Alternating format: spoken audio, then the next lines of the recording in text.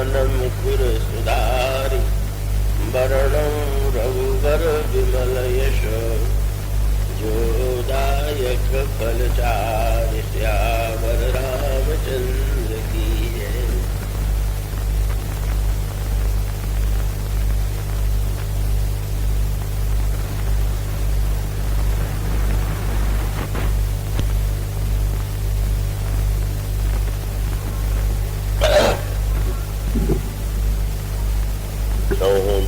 तीन काल सुत्यु लोका भय नाम जप जीव विशोका वेद पुराण संत मत येहु सकल सुकृत फल राम सनेहु ज्ञान प्रथम युग मख विधि दूजे द्वापर परितोषत प्रभु पूजे हरि केवल मल मूल मलीना पाप पयो निधि जन मन मीना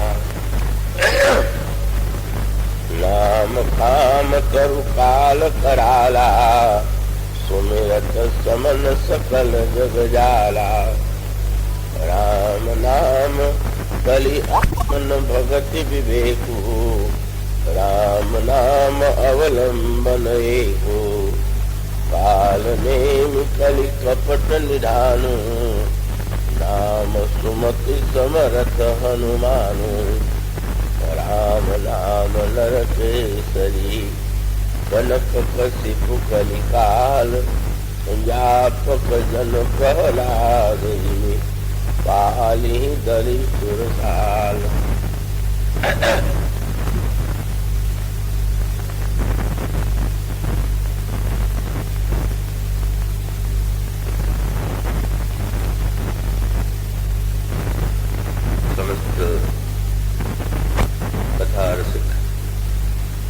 जिज्ञासु श्रोतावृंद और भक्तमती देवियों का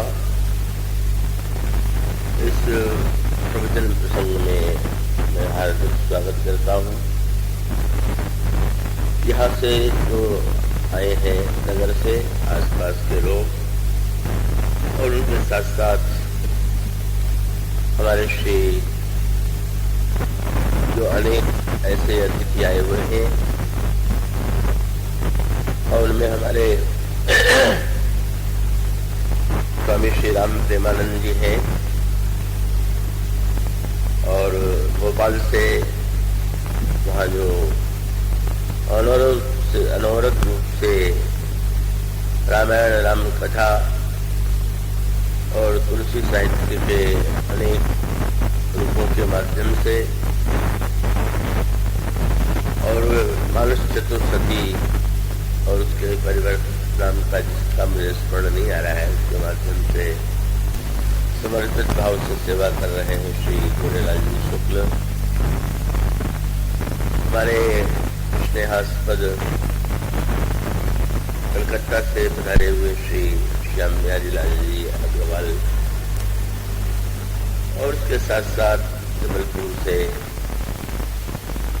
और बांदा से अन्य स्थानों से जो महान आए हुए हैं जबलपुर से हमारे श्री जोशी जी श्री प्रहलाद जी उन सभी को यहाँ उपस्थित देख करके मुझे हार्दिक प्रसन्नता की अनुभूति हो रही है।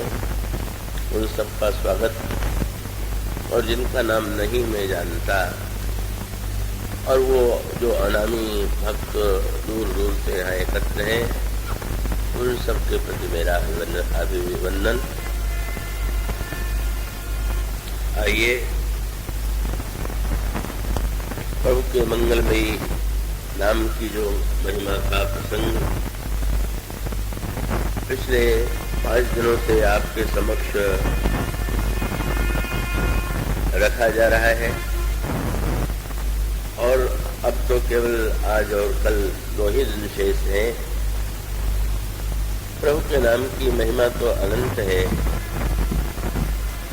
जब भगवान श्री राम ही नाम की महिमा का वर्णन नहीं कर सकते तो दूसरा व्यक्ति तो कर ही कैसे सकता है। फिर भी प्रभु अपनी ही महिमा के माध्यम से जो कहला रहे हैं वो आपके सामने कहा जा रहा है। नाम की जो अतुलनीय महिमा है और उस महिमा के लिए गोस्वामी जी ने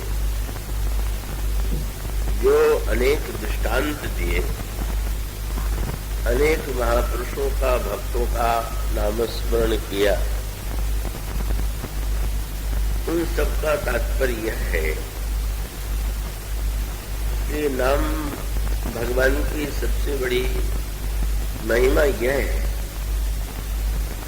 कि एक ओर यदि भगवान शंकर प्रभु के मंगलमय नाम के परम उपासक हैं, तो दूसरी ओर महर्षि वाल्मीकि जिन्हें हम आज करके पुकारते हैं, पर जिनका प्रारंभिक जीवन एक डाकू और 10 का जीवन था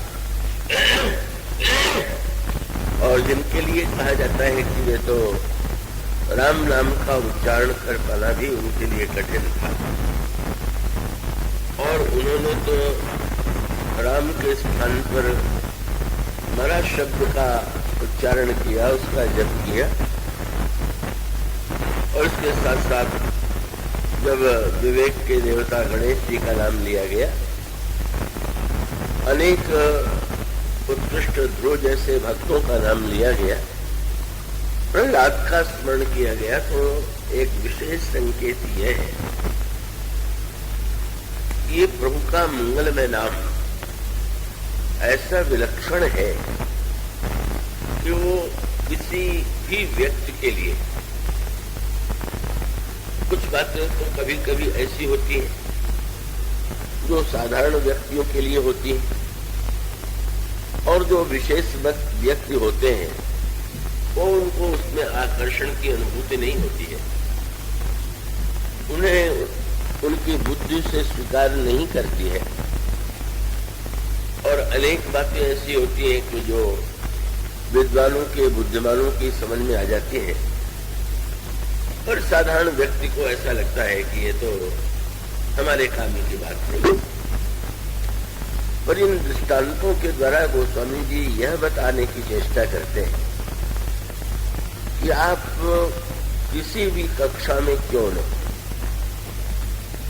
यदि आप ज्ञानी हैं तो आप ज्ञान का जो अद्भुत रहस्य है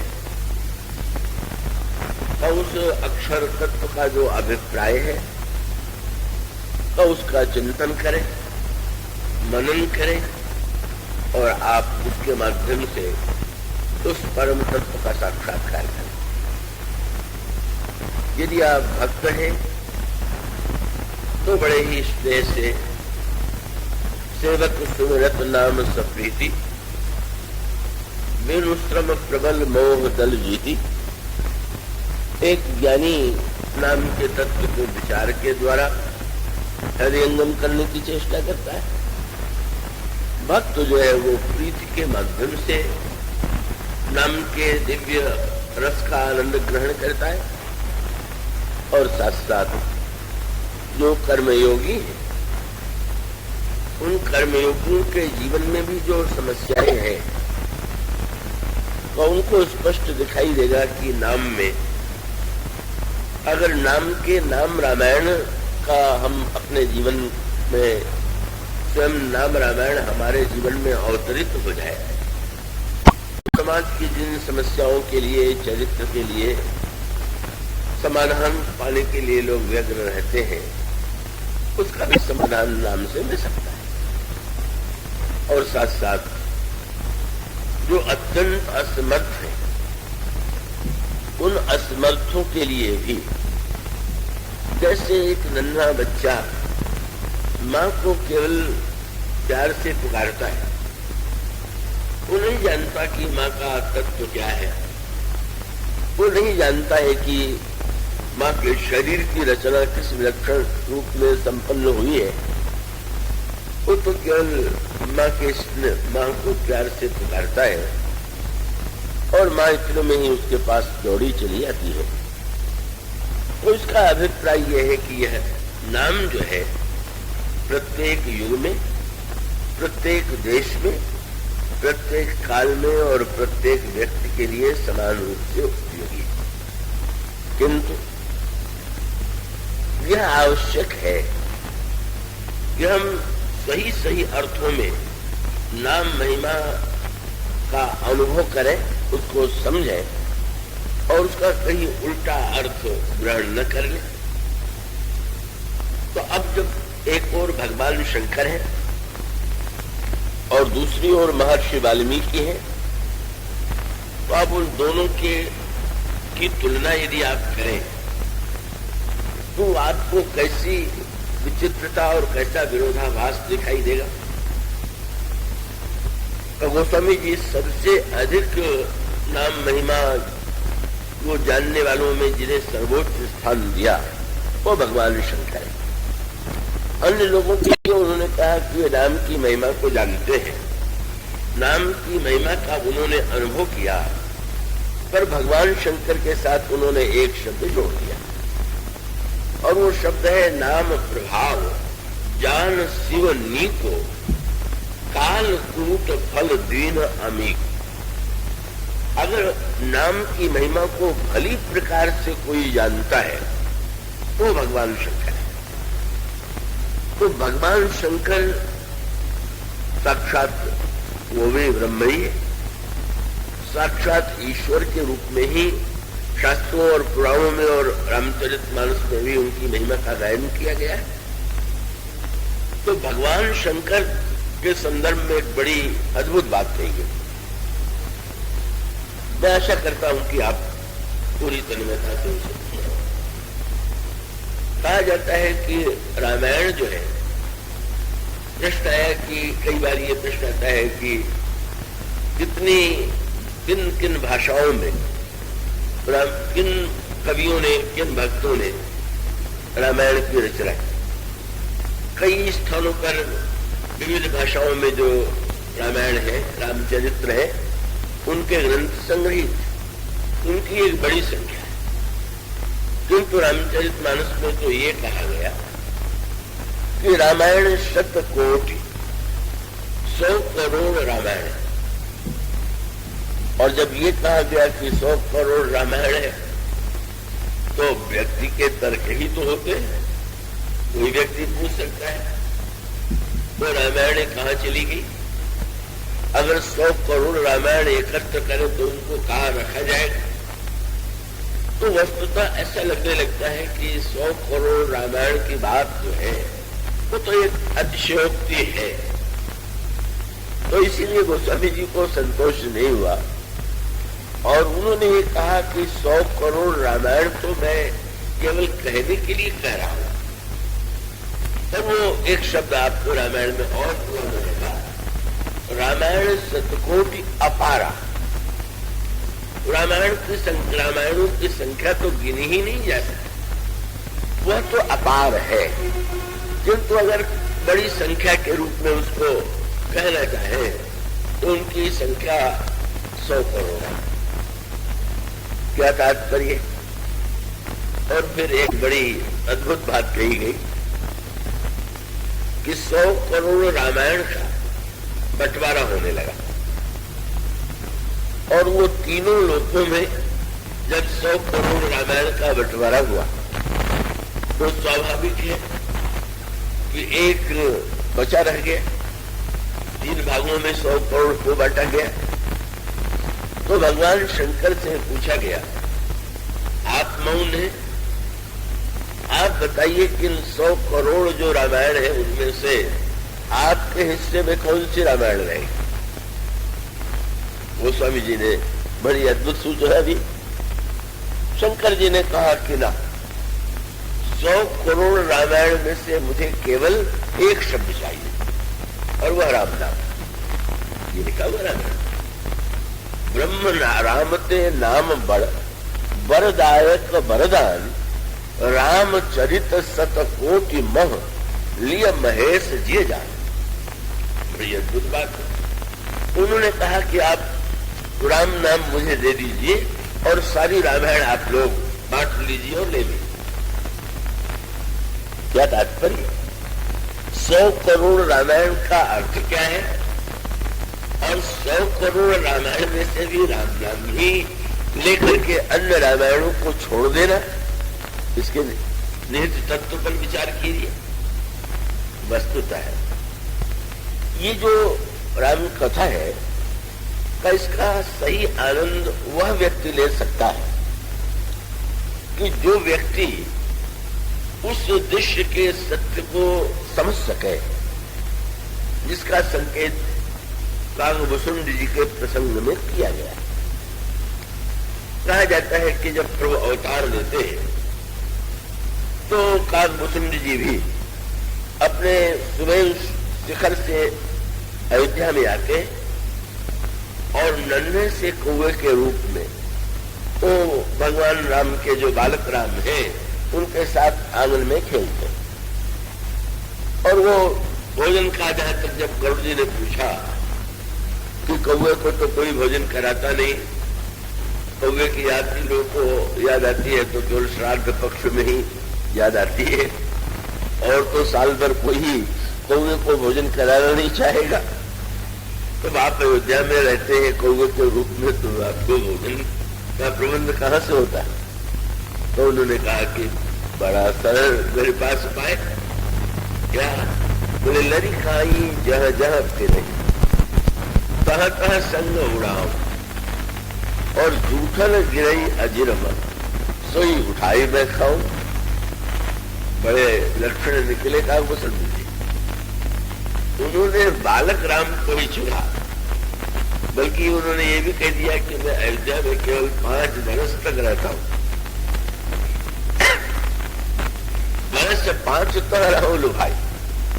प्रभु जब अवतार लेते हैं तो कागभूषुंड जी कौवे के रूप में आते हैं, पर 5 ही वर्ष तक भगवान राम की लीला में भाग लेते हैं और उसके पश्चात चले जाते हैं। ये उपासना का एक अनोखा तत्व है, रहस्य है, सूत्र है।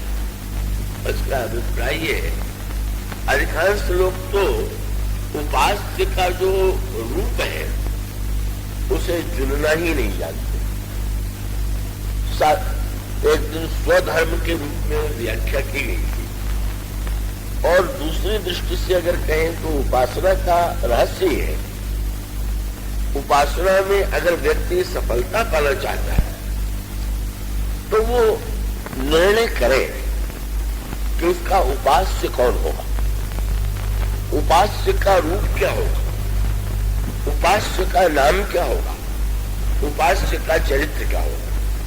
उसका अभिप्राय ये, हम पहला तो प्रश्न यही होगा कि हम निर्णय करें कि हमें चाहिए क्या, और इसके बाद ये निर्णय करें कि जो हम चाहते हैं उस अभिलाषा की पूर्ति के लिए हमें किस मंत्र का, किस रूप का और किस चरित्र का आश्रय लेना चाहिए। इसी के अभाव में बहुत से लोग उपासना में जो सफलता पानी चाहिए वो नहीं पाते। अब वो कागभूषुंड जी का दृष्टांत कितना सुंदर है। उनका अभिप्राय ये है कि जब मैं कौवे के रूप में लीला में सम्मिलित होना चाहता हूं तो 5 वर्ष तक तो कोई बच्चा आंगन में खेलेगा, और आंगन में खेलते हुए वो बच्चे के लिए तो व्यवधान नहीं है, क्या वो बाधा तो नहीं है कि वो अपने स्नान करके आसन पर बैठ करके और वो मंत्र उच्चारण करके तब भोजन करे। वो तो बच्चा आंगन में खेलता है और माँ जो है उसके हाथ में कोई उसकी प्रिय वस्तु दे देती है और बालक उसका आनंद लेता है। और उसका अभिप्राय यह है कि उन्होंने निर्णय किया कि अब कौवे के रूप में जब प्रभु 5 वर्ष के बाद पाठशाला पढ़ने जाएंगे तो मैं वहां को कोई घुसने नहीं देगा, क्योंकि कौवा भर करके कौवे के रूप में 5 वर्ष तक तो बच्चे के साथ आंगन में कौवे दिखाई दे जाते, पर पाठशाला में बोले आगे की लीलाओं में मेरा रहना उपयोगी नहीं। अब वो लीलाएं हैं, वो कथा तो पूरी सुनाते हैं, पर वो रहस्य यही है ये 5 वर्ष तक। और वो एक संकेत ये है कि वो आपकी भूख क्या है, और जो आपकी भूख है उस भूख की पूर्ति कहाँ हो, कब होगी, किस रूप में होगी। और इसलिए कई जो वसुंधरा जी है केवल 5 वर्ष तक का बालक के रूप में मानो उनको ऐसा लगता है कि जो वस्तु मैं पाना चाहता हूं तब वो बालक से पाना जितना सरल है। और कौवे के प्रवेश के लिए कौवे का प्रवेश अन्यत्र नहीं, वे चाहे तो अन्य रूपों का आनंद ले सकते, पर उनको ऐसा लगा कि ना हमें तो इसी रूप में पाना है और प्रभु का प्रसाद ही पाना है, तो इसलिए वो इस लीला में सम्मिलित होते हैं। तो उसका बहुत अगर मैं विस्तार करूंगा तो शायद यह इस प्रसंग में नाम महिमा से दूर चला जाऊंगा। संकेत इतना है कि वसुंधरा जी नित्य इस प्रकार का आनंद लेते रहते। एक दिन ऐसा दृश्य हुआ कि कौशल्या अम्मा ने रसमय मालपुआ बनाए, रस से भरा हुआ वो मालपुआ लेकर के और श्री राम के पास आई, और श्री राम के हाथ में जब उन्होंने दे दिया तो वसुंधरा जी तो ये निश्चिंत थे, ये प्रसाद तो मुझे मिलने ही वाला है। और कुछ विचित्र दृश्य हुआ कि उस दिन तो जब प्रभु ने मालपुआ मुख से लगाया तो वसुंधरा को बुलाया भी मालपुआ दिखाकर, अरे आज तो नई बात हो रही है, निमंत्रण भी दिया जा रहा है। वैसे तो जूठन गिरा और उठा के मैं ले लेता था, पर स्वयं मालपुआ दिखा करके आपको निमंत्रण दे रहे। पर उनके आश्चर्य की सीमा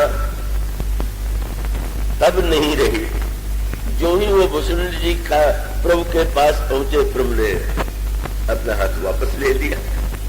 अरे मुझे निमंत्रण दिया, बुलाया, और बुलाने के बाद फिर हाथ तो वापस ले रहे। थोड़ा सा दूर चले गए तो फिर मालपुआ दिखा दिया। तब वो फिर आए, और जब ये कुछ देर तक चलता ही रहा तो रूठ गए कि ये क्या हुआ कि बार बार आप बुलावे और बार बार बुलाने के बाद आप न दें, और एक बार नहीं, आप ये बात कई बार कर चुके। साथ साथ सोचने लगे, जो ईश्वर इतना उदार है कि वो सब कुछ दे देता है, वो इतना कृपण कब से हो गया।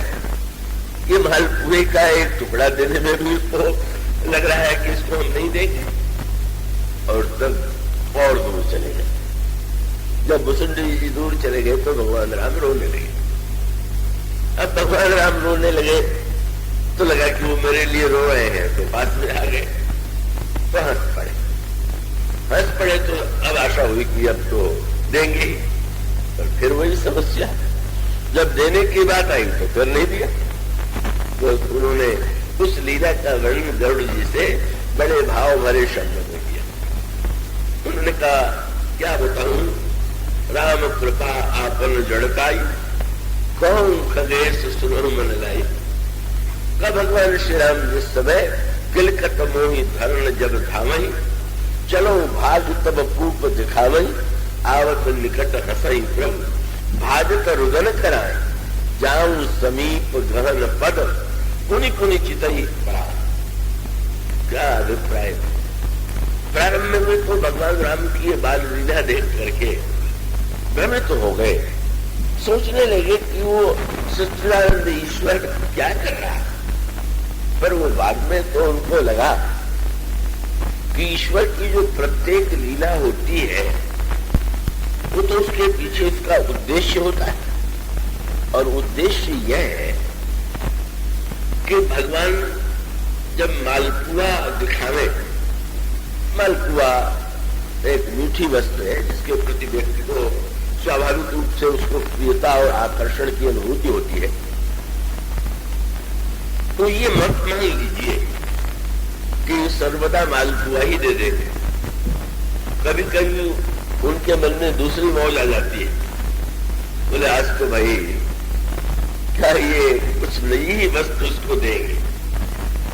और उसका जो बौद्धिक रूप से मुझे स्मरण आता है, गीता प्रेस में भक्त थे, रघु जी उनका नाम था। भगवान राम के बड़े ही भक्त और निरंतर उनका नाम रघु जी इसलिए पड़ गया था कि वो राम नाम के स्थान पर रघु रघु रघु यही देते थे, इसलिए उनको रघु बाबा लोग कहते थे। और बड़े विलक्षण स्वभाव के थे। उनके श्री राम थे, छिपा के रखते थे, और जब आके सेवक पूछते थे कि आज क्या भोग में ले आवे, तो किसी दिन कोई मिठाई, किसी दिन कोई वस्तु। और कभी कभी ऐसा भी होता था कि वो कहते थे कि आज करेला ले आओ, करेले का भोग भी लगा देते थे।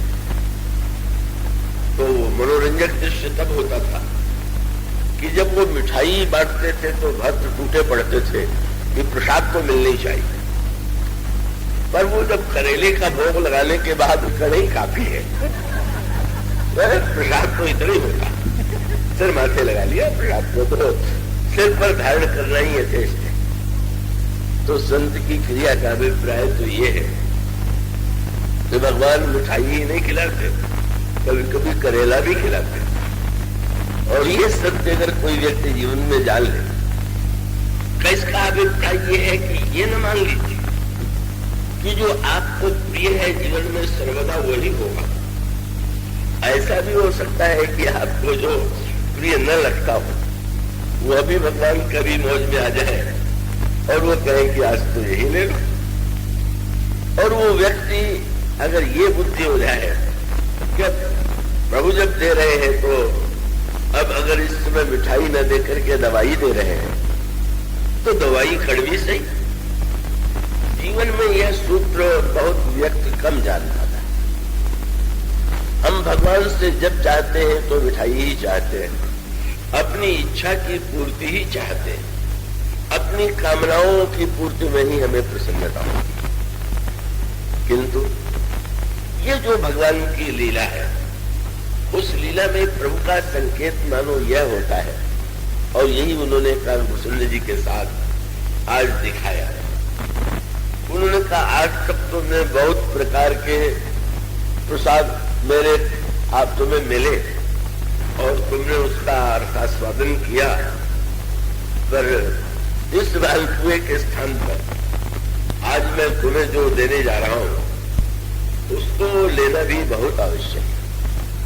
और वो सचमुच जो वस्तु उन्होंने दिया कुसुंद जी, वह तो ये जो प्रसाद था उससे भी बड़ा प्रसाद था।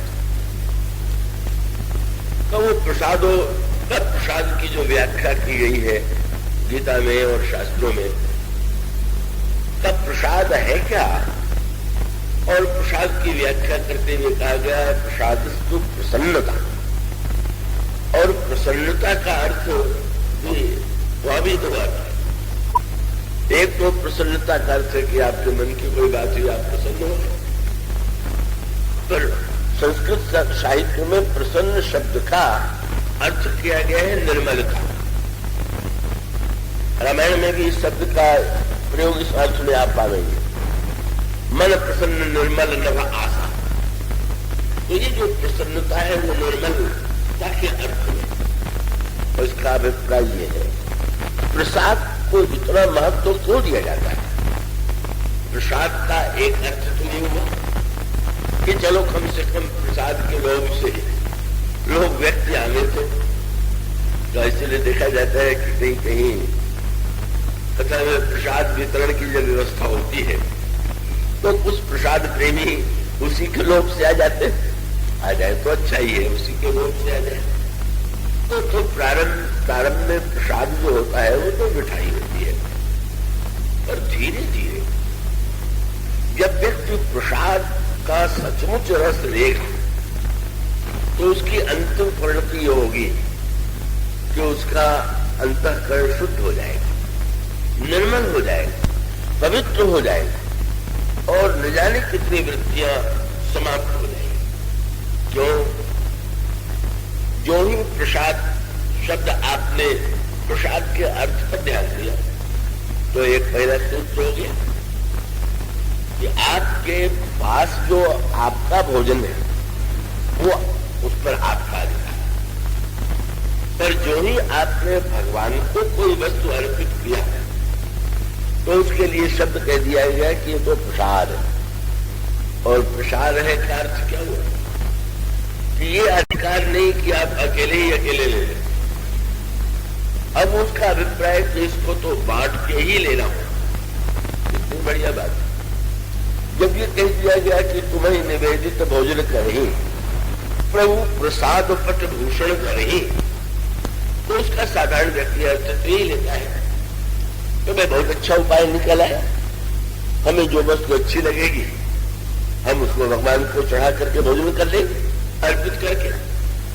पहले यही अर्थ लगता है, पर बाद में लगता है कि ना ना, अब प्रसाद होने के बाद पहली बात तो हो गई कि वो वस्तु आपकी नहीं लगी, आपका अधिकार जो है उस पर समाप्त हो गया और उसे बांट ली।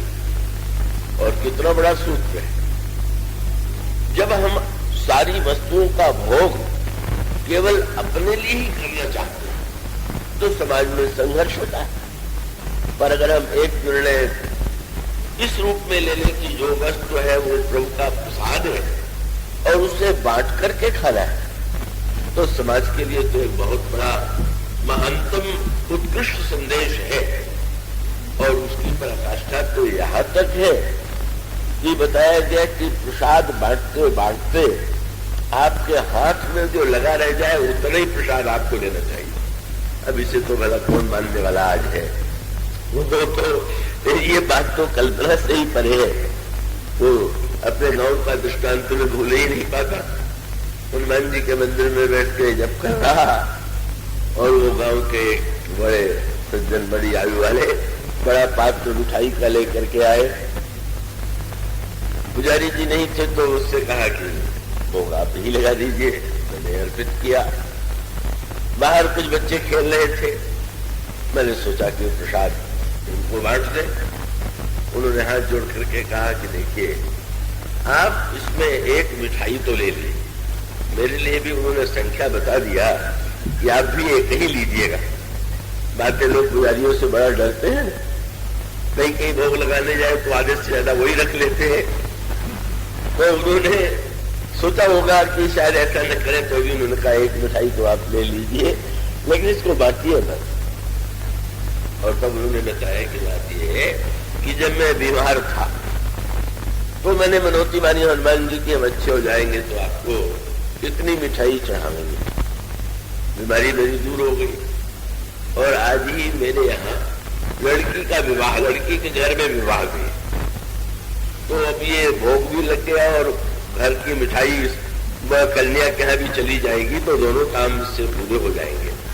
और बांट दीजिएगा तो फिर हमको नई मिठाई मंगानी पड़ेगी। अब वो वृत्ति तो आजकल वही व्यापक है। लेकिन अगर प्रसाद वृत्ति आ गई तो ममता कम हो गई, मेरी वस्तु नहीं रह गई। जब भगवान ने उसे स्वीकार कर लिया और ये कह दिया कि तुदियम वस्तु गोविंद तुम्हें समर्पये, तो अहमता मिट गई। क्या मानो यूं देखे तो आपने जो भोग लगाया वो जो का तो लौट आया। लेकिन गहराई से आप विचार करके देखेंगे कि अरे भगवान ने उसमें कुछ लिया क्यों नहीं, और तब उसका उत्तर मिलेगा कि नहीं, ध्यान से देखेंगे तो उन्होंने अहमता और ममता को ले लिया। और अहमता ममता को ले लिया तो अंतःकरण कितना शुद्ध हो जाएगा, पवित्र हो जाएगा। इसलिए प्रसाद का बड़ा महत्व है। तो प्रसाद जो जो व्यक्ति प्रसाद के अंतराल में प्रवेश पाता है, फिर भगवान आप इच्छा का प्रसाद देते देते फिर वो जीव से कहते हैं अब तुम्हारी इच्छाएं तो मैंने बहुत पूरी की, अब मैं जो चाहता हूं तुम उसको भी तो समझो, ग्रहण करो, उसको भी तो लो। पर वो भुसुंद जी के प्रसंग में भी वो भक्त रस के बड़े प्रेमी थे। भक्त रस को छोड़ करके उनको कुछ अच्छी ही नहीं लगता था। पर भगवान ने खुद की भगवान ने कहा कि भाई भक्त रस का आनंद तो तुमने बहुत लिया, पर भक्त रस के आनंद के साथ साथ आज तुम्हें तत्व ज्ञान का भी प्रसाद देना आवश्यक है। और तब उन्होंने जो सूत्र दिया वो समझने योग्य है और वही हमारे आज का जीवन कर सकते हैं। मुसुंडी जी को जब भगवान मालपुआ दिखाते थे, पास चले आते थे, जब हाथ खींच लेते थे दूर चले जाते थे। ये जीव की प्रकृति है। भगवान कुछ दे तो पास चले जाएंगे, न देते दिखाई दे तो दूर भागेंगे। और जब किसी को भगवान दूर भागते देखते हैं तो आंसू आ जाता है।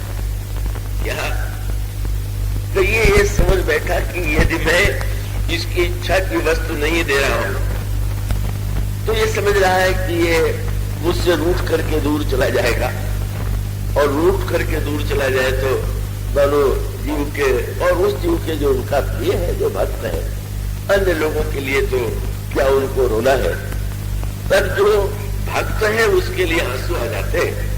अरे मैंने एक वस्तु तुमको नहीं दिया, उसने रूठ गए, कि मुझसे दूर चले जा रहे हो।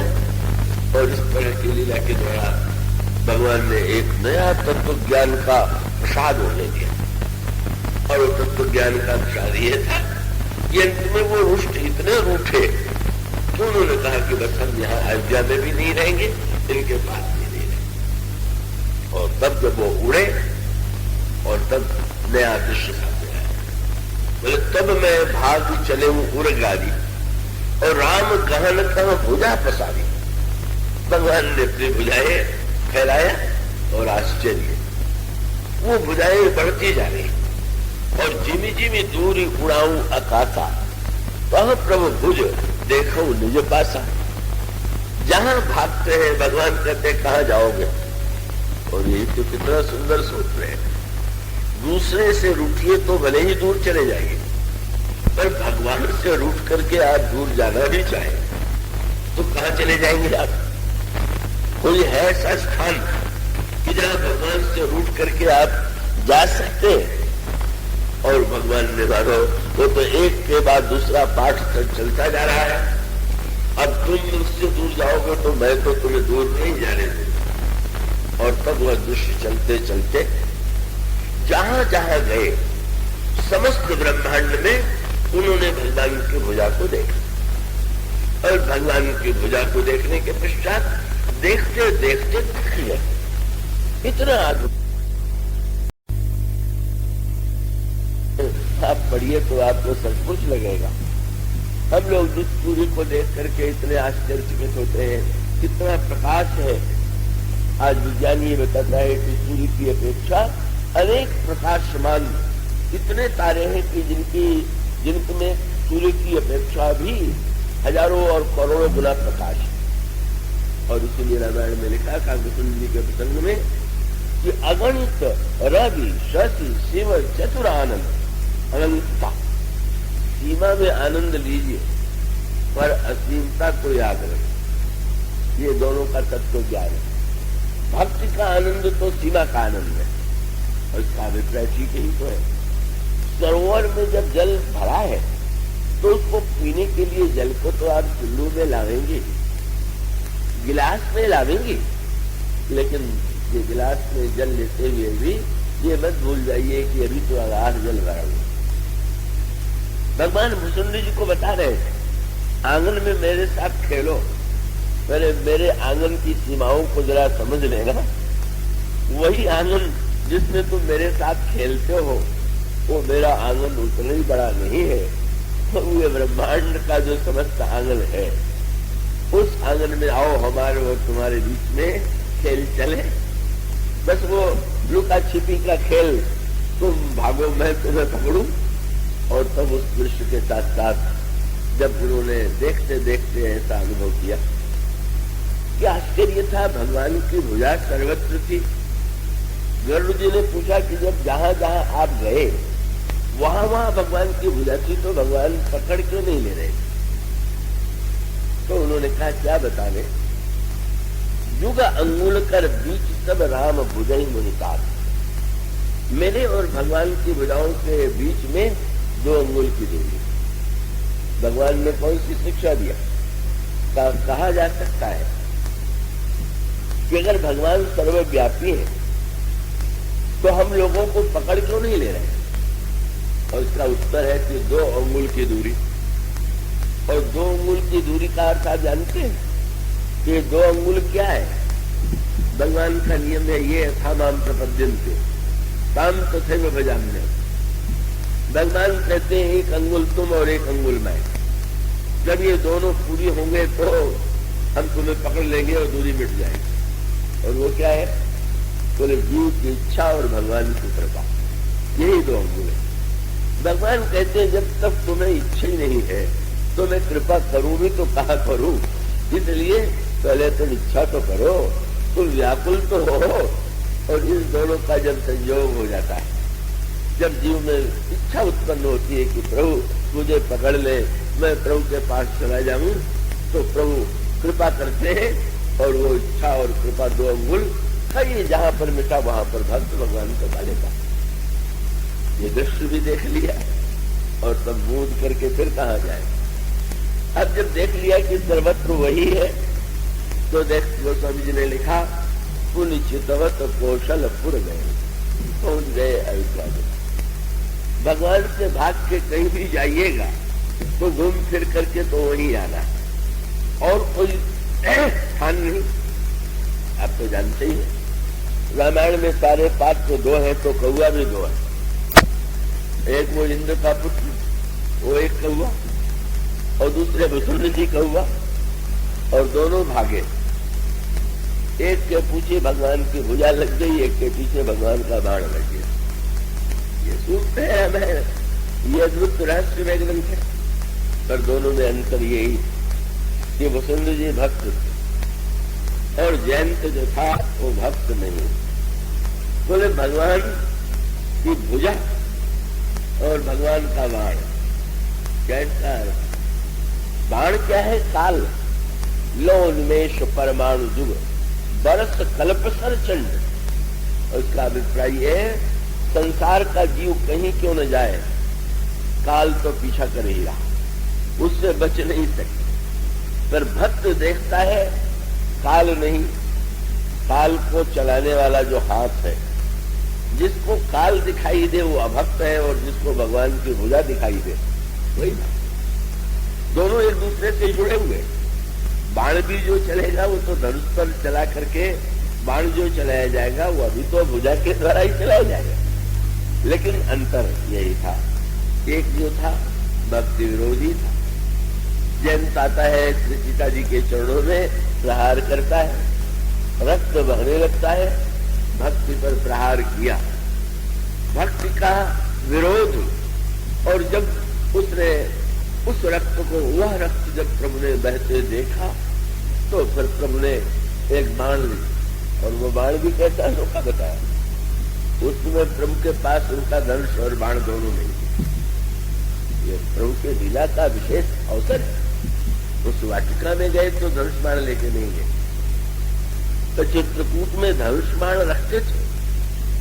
लेकिन जब किशोरी जी का श्रृंगार करने लगे तो धनुष और बाण उन्होंने दूर ही छोड़ दिया। प्रभु जानते हैं कि किस लीला में कौन सा वेश उपयोगी हो। तो वहां तो धनुष बाण था नहीं। जयंत ने प्रहार किया तो धनुष बाण तो नहीं, लक्ष्मण से भी उन्होंने नहीं कहा, जैसे समुद्र के किनारे कह दिया था कि लक्ष्मण बाण सरासर हम सब लिखा हुआ किया क्या? सीख चाप सायक संधाना। एक सीख प्रभु ने ले लिया, उसको धनुष की तरह मोड़ दिया, और एक सीख ले लिया, उसको बाण बना दिया। ये सीख काहे के लिए प्रभु लाए? श्री किशोरी जी को गहने गूंथने के लिए। सुई धागा तो वहां था नहीं, सीख में गहने गूंथ रहे थे। प्रभु से अगर पूछा जाए कि आप किसी पर कृपा करते हैं और किसी पर कोप करते हैं, तो उन्होंने कहा नहीं भाई, इसके लिए आभूषण बन जाती है और किसी के लिए काल बन जाती है। वो वस्तु तो एक ही है। श्री किशोरी जी के लिए वही कोमल आभूषण है, और वो जयंत के लिए प्रेरित ब्रह्म मंत्र सर धावा चला भाग बाय से है दावा। दोनों भागे, ये रूठ के अयोध्या से भागने वाले और ये डर के मारे चित्रकूट से भागने वाला कौआ, उनके पीछे भुजा, उनके पीछे काल, पटंतर ये भक्त जो था वो स्वयं लौट आया। जब देख लिया कि कहीं तो जहां है सर्वत्र यही है, तो चलो भाई फिर वहीं चले। वो सरलता से नहीं लौटा, तभी संत की भूमिका आ गई। अभक्त को तो लौटाने की बात तो, अब वो तो भक्त तो उसमें स्वयं भगवान के प्रति प्रीति है, पर जो अभक्त है उसको जब नारद जी ने देखा बस भागा चला जा रहा है, यहां से वहां से वहां।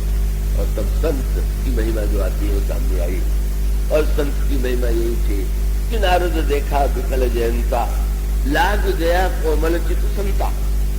और संत ने कहा सुनो तो संसार के जीव भाग रहे, जयंते ही थोड़ी भाग रहा। और संत पुकार करके कह रहा है जरा सुन तो जाओ मेरी बात। महाराज सुने कहा, जो बोले काल तो पीछे लगा हुआ, सबके सामने समस्या है काल की, ये काम करना है वो काम करना है, सोना भी है, कल दुकान में भी जाना है, नौकरी पर भी जाना है, किसी न किसी रूप में काल का लग रहा है, क्या करें। और तब संत पीछे भागा।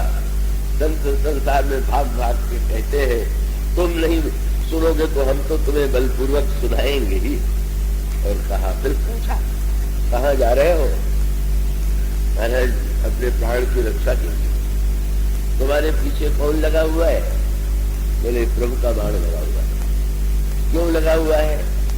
क्या महाराज मैंने बड़ा अपराध किया, श्री किशोरी जी के चरणों में प्रहार कर दिया, और प्रहार कर देने से प्रभु ने ये बाण चलाया। क्यों चलाया?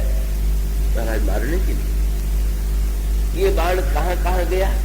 बोले जहां जहां गया वहां वहां ये बाण तो तुम्हें मारने के लिए चला, जहां जहां तुम गए वहां वहां गया, तो मारने में देर क्यों कर रहा? तुम्हें कोई बचाने वाला भी ना मिला, बचाने वाला भी नहीं मिला।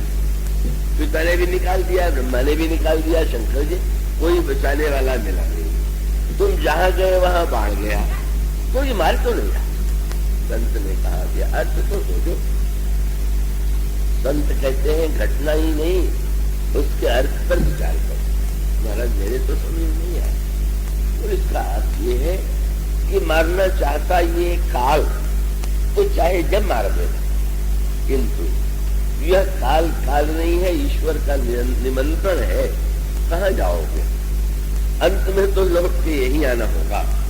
तुम इस निमंत्रण को देखो, इसको मृत्यु दंड के रूप में न देखो। किंतु मैं भी था, कौन सा मुंह लेके जाऊं? भक्त तो आ जाता है, पर भक्त तो यही सोचता है मैं कैसे जाऊं। तो संत ने मंत्र बता दिया। प्रभु पूछें कि तुम आए क्यों, तो कह देना तुम दूर क्यों गए, तो तुम कह देना कि महाराज मैं तो आपका प्रभाव देखने के लिए आया था। तो प्रभाव तो घर में सबका होता है, जिसका जितना दूर तक प्रभाव हो उसकी उतनी महिमा। तो मैं तो दूर दूर ब्रह्मलोक सर्वत्र जाके देख रहा था कि आपका प्रभाव कहाँ तक फैला हुआ, और मैंने अनुभव किया कि सर्वत्र ब्रह्मांड में आपका प्रभाव। और फिर अगर पूछ दिया कि अब क्या करने आए हो, तो संत ने मंत्र बता दिया, कह देना कि प्रभाव तो देख लिया, अब स्वभाव देखना बाकी है। और स्वभाव तो बिना पास में आए पता नहीं चलता। प्रभाव दिखा दिया, अब स्वभाव भी दिखा दीजिए। और प्रभु ने सचमुच एक नयन करी सजा भवानी, वो एक स्थिति वहां पर भी नयन का ही चमत्कार है। उसमें जो वेद बुद्धि है, द्वैत दृष्टि है, उसको प्रत्यक्ष देखें तो उसके कार्य का दंड है, और दंड के पीछे प्रभु की करुणा है। और यहाँ पर दृष्टि फोड़ने की आवश्यकता थी ही नहीं। तो जैसा पात्र है, ये भी इन्होंने जब देखा तो इन्होंने तो स्वयं आंखें मूंद लिया, मूंदे नयन, बस पुण्य चितवत कौशलपुर गए। और जो ही प्रभु के पास पहुंचे, मोहि विलोक राम मुस पाए, बड़े प्रसन्न हुए, मुस्कुराए। मुस्कुराए ही नहीं, अब मुस्कुराने में मुख खुल गया, और मुख खुल गया तो भगवान के मुंह में भीतर चले गए। भगवान ने कहा बाहर तो देख लिया, भीतर भी तो देख लो। बाहर तो तुमने अनुभव कर लिया, पर मेरे अंतरंग रहस्य को तो जान लो। और तब वहां पर एक सूत्र दिया गया, भगवान राम के उदर में उन्होंने करोड़ करोड़ ब्रह्मांड देखे। कृपया जागृत रहे, आंख की ही कथा है, वो आंख का सदुपयोग आप करें तो उस भगवान के उदर में कोटि कोटि ब्रह्मांड है। अब इसका तात्विक अर्थ ये है कि हम सब जितने इस पृथ्वी पर व्यक्ति है, प्राणी है, ये कहा। और इसका उत्तर ये है कि एक पृथ्वी पर आप तो जानते हैं कि इस सौर मंडल में हमारी पृथ्वी तो बड़ी छोटी है, इतने लोग हैं, और इस संसार में जो जनगणना है वही कितनी बड़ी है। तो आप सारे ब्रह्मांड की गणना कीजिए, और सारे ब्रह्मांड जो है वो कहा। और उसके साथ साथ आप में से जो विज्ञान, आधुनिक विज्ञान को भी पढ़ते होंगे वो जानते होंगे कि इसको हम लोग आकाश गंगा कहते हैं। उसका जो विज्ञान में विश्लेषण किया गया है, ये न जाने कितने कैसे कितने इस अनंत आकाश में न जाने कितने कितने ब्रह्मांड है। पर ये सारे ब्रह्मांड कहाँ है? ईश्वर के उदर। उसको मैं अधिक क्लिष्ट नहीं बनाना चाहूंगा। और उसका अभिप्राय है कि जैसे बीज में बट समाया हुआ है, इसी प्रकार से श्री राम तो दिखाई दे रहे हैं नन्हे से बालक के। बालक का पेट तो कितना छोटा होगा, लेकिन बालक का पेट जो है उसमें अमित ब्रह्मांड है। और इस सत्य को यदि हम जान लें, बस ये सोते समय इतना, कई लोगों को नींद ही नहीं आती, कई लोगों को रात में डर ही लगता रहता है। तो सोने का आनंद तब आवे कि जब आप सोते समय ये ध्यान करके सोइए जब कहाँ है। और दो ही स्थान है, या तो आप भगवान के उदर में होंगे या आप भगवान के हृदय में होंगे। ये भगवान के पास में दो स्थान, संसार जो है उदर में है और भक्त भगवान के हृदय में। और सारी साधना क्या है?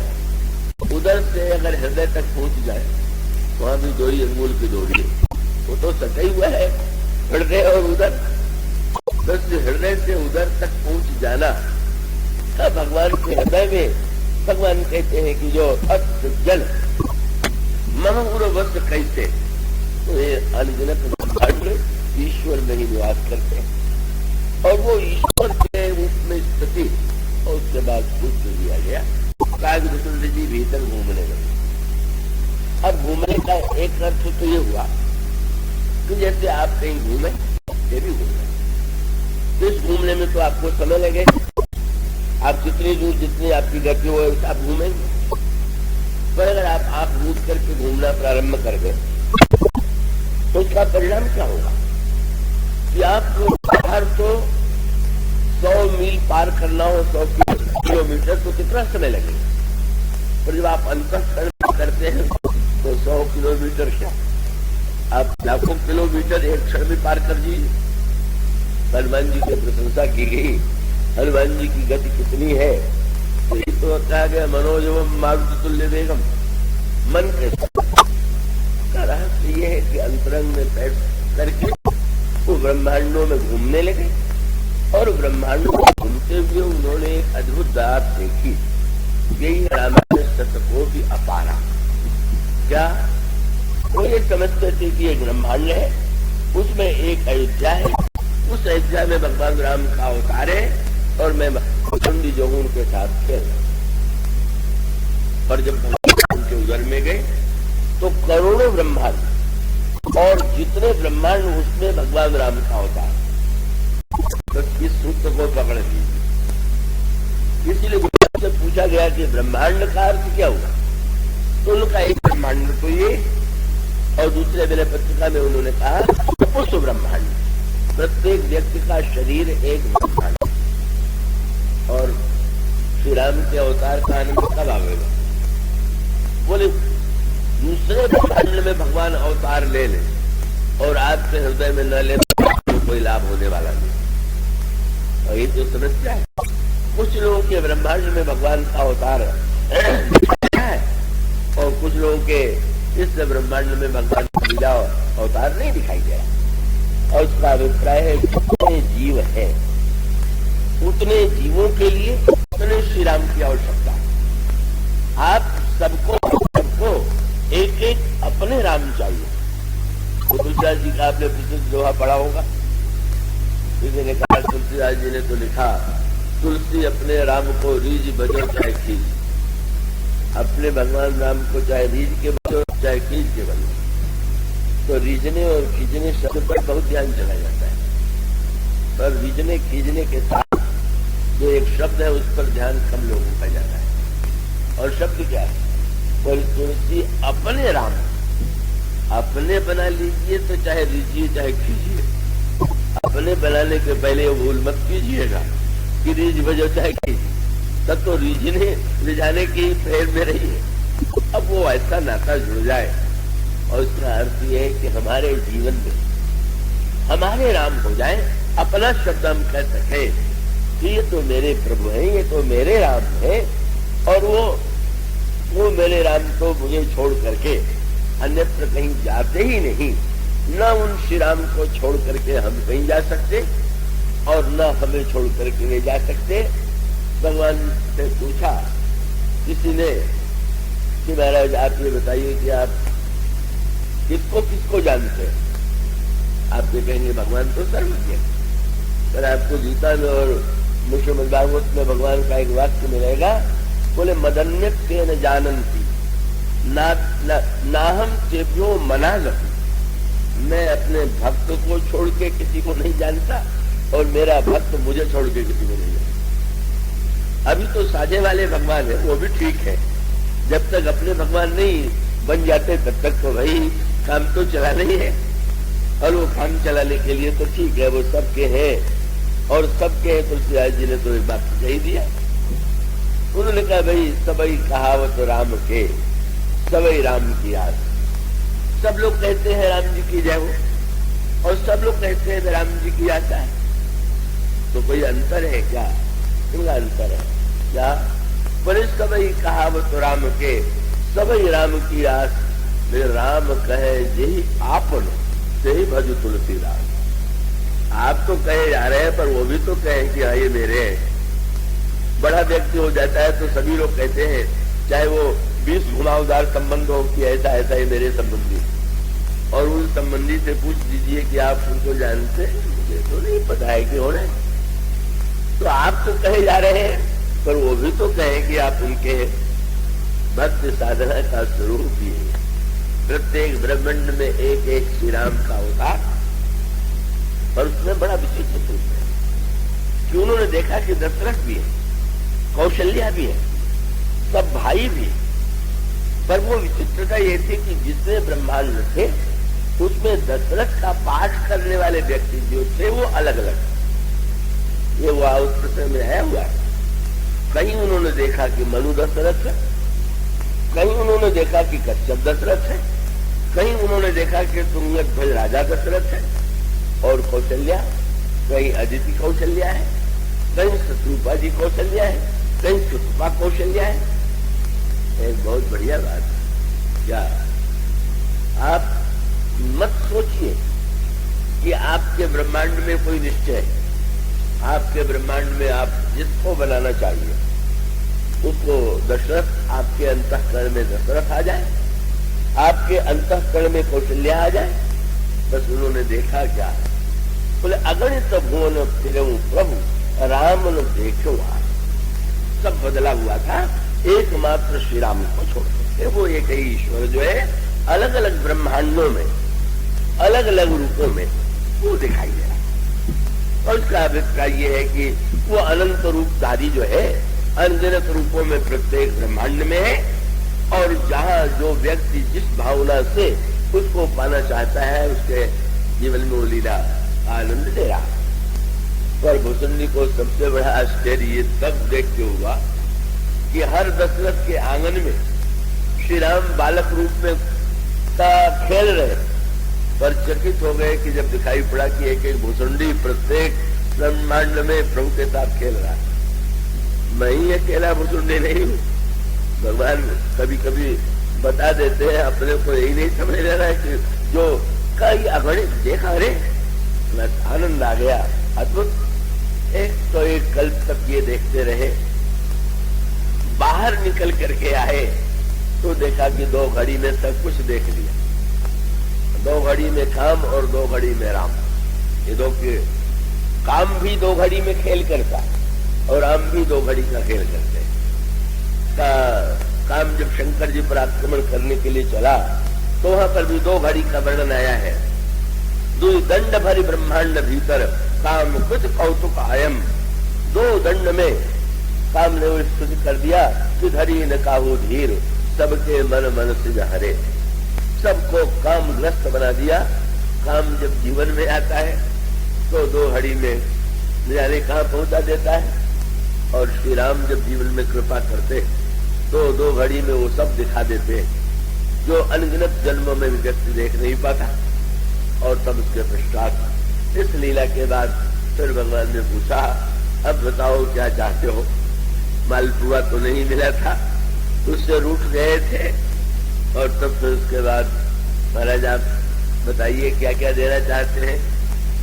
तो प्रभु ने हंस करके कहा, अणिमादिक दीदी अपर रिधि मोक्ष सकल सुख खानी, काग वसुंदी मांगू बर अति प्रसन्न मुहि जान। अणिमा महिमा लगिमा सिद्ध तपस रिद्धि सिद्धि प्राप्ति प्राकाम्य ऋषित्व बचित्व सब। काग वसुंदी जी अब तो नया आनंद लिए हुए थे। बोले प्रभु लिया अपने नाम, लेकिन कंजूसी लगता है अब भी है। जो बोले प्रभु मोहि देन सकल सुख कही, पर भगति आपनी देन न कही। अपने भक्ति का नाम तो नहीं लिया। बस करके फिर उन्होंने कहा, महाराज मुझे कुछ नहीं चाहिए, मुझे भक्ति दीजिए। और तब प्रभु ने प्रसन्न होकर के कहा, बड़ी मीठी बात आ गई। भगवान कह सकते हैं कि जब इतने बड़े तत्व ज्ञान का तुमने दर्शन कर लिया तो अब तो तुम तत्व ज्ञान चाहते हो। तो उन्होंने कहा, नहीं महाराज मैं तो भक्ति ही चाहता हूं। इस संदर्भ में वो बात याद आती है, जगन्नाथपुरी में कोई ऐसे अपड़ व्यक्ति थे, उन्होंने सोचा गुरु मंत्र ले लेना चाहिए। मंत्र लिया तो गुरुजी ने जो मंत्र बताया वो बड़ा जटिल, वो बीज मंत्र तो मंत्र शास्त्र के बड़े कठिन भी, तो बेचारा उच्चारण तो कर नहीं पाता, पर गुरुजी पर पूरा भरोसा, और जैसा भी याद था वो उसी को जपे जा रहा था। और वो जपते जपते जब कई दिन हुए तो अचानक देवी प्रकट हो गई और एक चांटा लगा दिया। आंख खोल के देखा, क्या हुआ माँ, आप आई, चांटा लगा दिया। अरे कम से कम मेरा मंत्र तो ठीक से जप। ये अशुद्ध मंत्र जप रहा।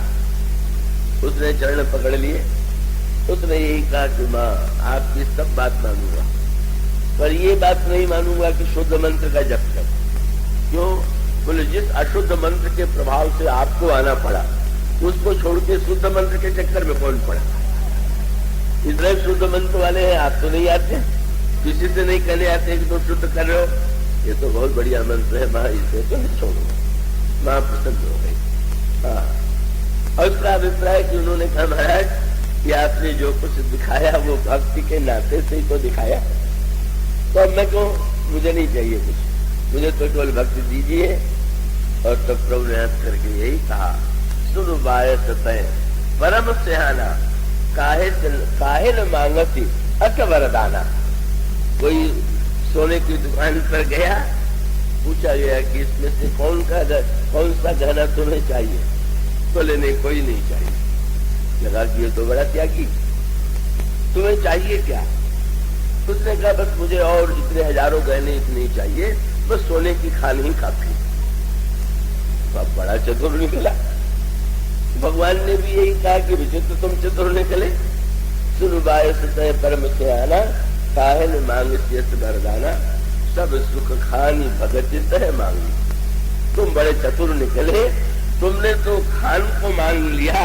और इस तरह से मानो सूत्र यह है कि आप पहले यह निर्णय कीजिए कि आपका ब्रह्मांड कैसा बना हुआ है। दूसरे के ब्रह्मांड की नकल मत कीजिए, साधना का ये रहस्य। अब ये नहीं, अब कोई व्यक्ति पढ़ ले कि सबरी जी ने भगवान को झूठे बेर अर्पित किए और वापिस भोग लगाने के लिए बेर ही खरीद के लावे।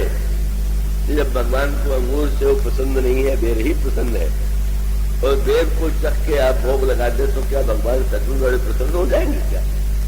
नकली साधन मत कीजिए, दूसरे की नकल बिल्कुल मत कीजिए। एक भक्त जो कर रहा है वो उस प्रकार का ही बना हुआ है। जब ये कहा गया कि वाल्मीकि ने उल्टा नाम का जप किया, शंकर जी का रूप अलग, शिव का मार्ग अलग, वाल्मीकि का मार्ग अलग, गणेश का मार्ग अलग, और सबके लिए जो आनंद है उस आनंद को अगर आप गहराई से विचार करके देखें तो हम ये अनुभव इन पात्रों के द्वारा कर सकते हैं कि इनमें से हमारा अंतःकरण जो है वो किस प्रकार का बना हुआ है। हम शिव के निकट हैं कि हम ब्रह्मा के निकट हैं कि गणेश के निकट हैं कि वाल्मीकि के निकट हैं कि गोस्वामी जी के निकट हैं। और तब आप यह जब उस पद्धति से अब आपने निर्णय कर ले कि वाल्मीकि जी ने तो उल्टा नाम जप किया था तो हम भी आवाज से राम राम नहीं मरा मरा जपेंगे, ऐसे बोल मत कर बैठिएगा। वाल्मीकि का मरा मरा भी सार्थक, आप उनको मरा मरा करने दीजिए। उस स्थिति की जो भूमिका है उसकी चर्चा तो आज नहीं हो पाई का वाल्मीकि का मरा कहना, और वो उसका परिणाम भी होता है कि उल्टा नाम जपत जग जाना वाल्मीकि में ब्रह्म समान। वाल्मीकि साक्षात ब्रह्म के समान हो गए, जो शुद्ध उच्चारण नहीं कर पाता था। श्री राम राम इतना सरल नाम उसको भी शुद्ध नहीं बोल पाता था, वो इतना बड़ा कवि हो गया जो उसने भगवान राम के रामायण की रचना कर दिया। ऐसा प्रभाव अगर वाल्मीकि की भूमिका में आपका अंतःकरण है तो आप मरा के द्वारा भी कल्याण प्राप्त कर सकते हैं। पर दूसरे को तो अर्थ यही लेना है कि जब उल्टे नाम से ये फल मिला तो सीधे नाम से जो कहा गया है उसका सही उपयोग करना चाहिए। अब शास्त्रों में तो यहां तक लिख दिया गया कि नाम के द्वारा जितना पाप मिट जाता है उतना पापी पाप ही नहीं कर सकता। बड़ा बढ़िया मंत्र मिल गया, तो पाप कीजिए और कह दीजिए कि अब वो तो एक नाम से पाप मिट जाएगा। मानो यह जो वाक्य है, ये जो उपदेश है, वो सब है आपके सामने, सारी साधना के मार्ग आपके सामने है। आप अगर भगवान शिव की तरह नाम का आश्रय लेते हैं तो अमृत विश्व भी अमृत हो सकता है। अगर आप गणेश के समान नाम के अक्षर तत्व को जानते हैं तो आप विश्व वंदित भी हो सकते हैं। अगर आप महर्षि वाल्मीकि की स्थिति में हैं तो आप उल्टे नाम के द्वारा ब्रह्म के रूप में भी जा सकते हैं। अगर ध्रुव के रूप में है तो आप ध्रुव सगलानि जपो हरि नामु पावा अचल अनुपम ठामु। और समस्त ये जो नाम की महिमा है उसका अनुभव यदि नहीं हो रहा, इसलिए हो रहा है कि हम ठीक निर्णय नहीं कर पा रहे हैं कि हमारी रामायण कौन सी है और हमारी रामायण में जो भगवान है उसमें हम कौन है, हमारी भूमिका क्या है। और हमारी भूमिका के लिए जब उसका आनंद कोई व्यक्ति एक बार पा लेता है तब वो निर्णय कर लेता है कि वो अपने राम को, उसका वो जो नाम तत्व है उसमें तो सब कुछ है, पर सब कुछ होते हुए भी आप जो पाना चाहते हैं उसको पाने का एकमात्र उपाय यही है कि हम उसी मार्ग पर चल पड़े। पृथ्वी में तो हीरा सोना चांदी मोती, और इसी पृथ्वी में हीरा चांदी सोना मोती ही नहीं है, इसी पृथ्वी में सांप भी है, बिच्छू भी है, और इसी पृथ्वी से तो सीता जी भी प्रकट हो जाती है। अब ये तो हमारी आपकी इच्छा पर निर्भर है कि हम इस पृथ्वी से क्या पा लेते हैं, और जो वस्तु हम पाना चाहें वो नाम के द्वारा मिल सकता है। अब उसकी प्राप्ति की जो अंतिम जो कुछ बातें कही जा सकती हैं कल कही जाएंगी, कल समापन होगा।